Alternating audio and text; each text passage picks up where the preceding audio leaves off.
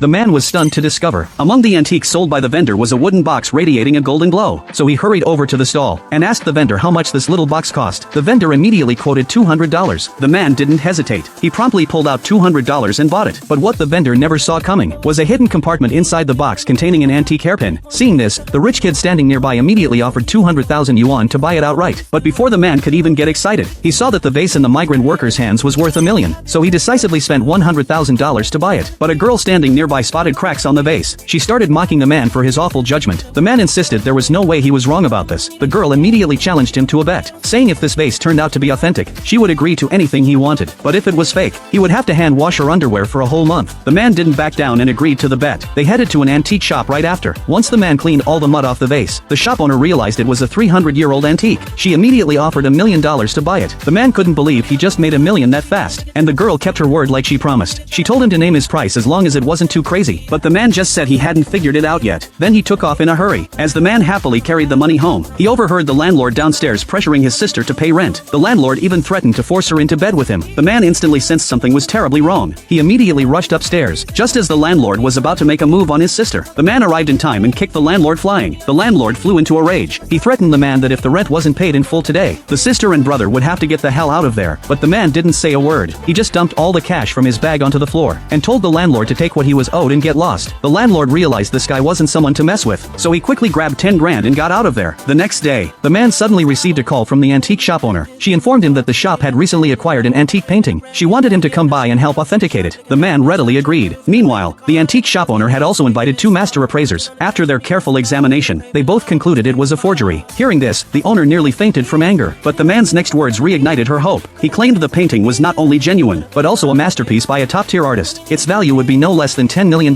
Yet the 2 appraisers suspected the man was exaggerating. They even demanded proof of the painting's authenticity. But the man only knew it was genuine. He couldn't provide any further details, so he explained he'd recognized it through intuition. His words drew derision from the appraisers. They told the man that authentication wasn't based on gut feelings. To teach this young upstart a lesson in humility, they planned to bring in the city's most authoritative appraisal expert. If that expert also declared the painting genuine, they would compensate the man 10 times the painting's value. Soon they summoned the renowned art appraiser. After ascertaining the circumstances, the expert began scrutinizing the painting. Yet with just a single glance, he declared it genuine. This stunned everyone present. They never imagined the man could actually authenticate an item based on intuition alone. Thus, they had no choice but to honor their promise. They declared they were willing to pay 10 times the price for the painting. Yet the man confidently stated they couldn't possibly afford it. This remark instantly sparked their displeasure. After all, they had spent their entire lives in the antique trade. They could certainly scrape together 10 or 20 million. But the master appraiser confirmed the man was right. He then urged the man to reveal the truth. Without